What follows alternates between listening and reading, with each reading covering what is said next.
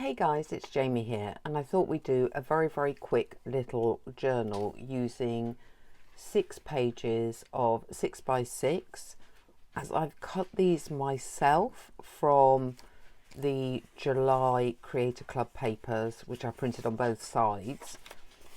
I have decided to cut them at 14 centimeters by 14 centimeters, so slightly smaller than 6x6, but that way I could get 2 from a sheet of printed paper. What we're going to do with our 6 papers is score them at exactly the same place. If you're using 6x6, you are going to score at 4.5 and at 4 3/4 inches.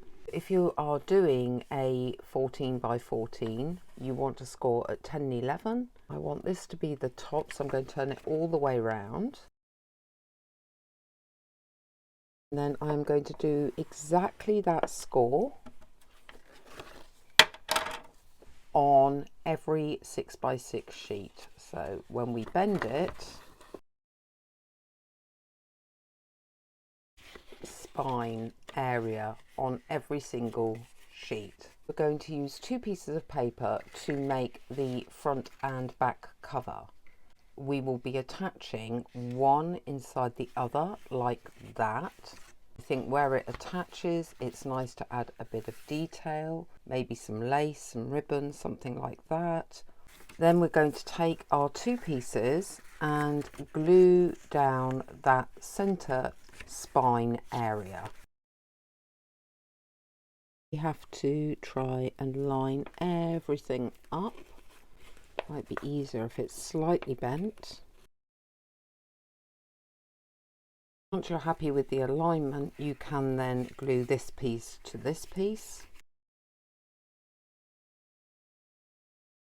And now your cover is made. What you're going to do is repeat this process. Make 2 more little booklets like this with your next pieces of paper, so exactly the same idea. The next thing to do is to put everything together. Now you will end up, because you're putting them inside each other with edges showing, you just trim those off at the end when you're happy with your placement. Taking your cover, now you'll notice this is free at the back and we're leaving it free for the time being, and the same with this one. Put one inside the other, but you're only gluing along that spine area. The same with the next one. When it's dry, I've retrimmed the edges to make it a neat little notebook, but we still have inside of here these flaps, which means we can do something with those. I think with that one I'm going to simply glue it down.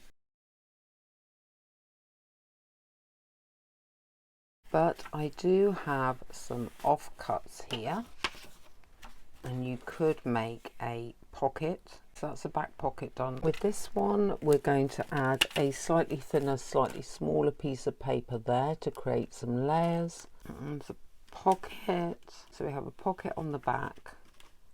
We have an extra piece of paper. We have a pocket here, and we could put a pocket, because you couldn't write on that, on the front here. There's still more we can do, and we have more offcuts. If I glue these 2 together,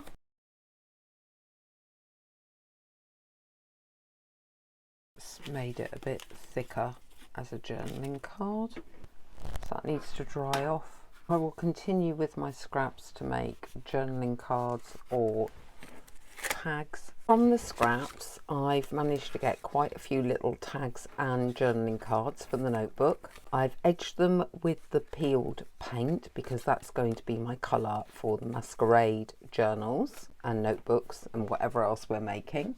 What I'm going to do with the tags is I'm not going to shortcut. I'm going to take some of the fussy cuts and try and create some bits of collage or words or something on the tags so that they're of interest.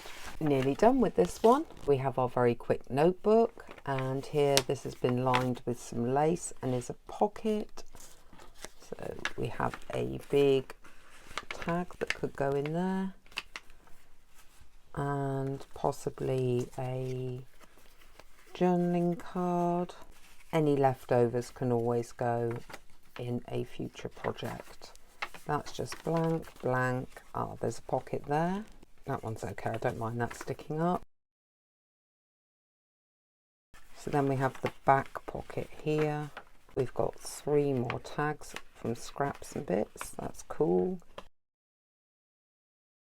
And that is our small quick notebook completed. I'm quite pleased that I managed to use just 3 pieces of paper and scraps and a tiny bit of lace and ribbon, and got actually what appears to me to be quite a complete gift that would be okay for Happy Mail or even fit inside a larger junk journal.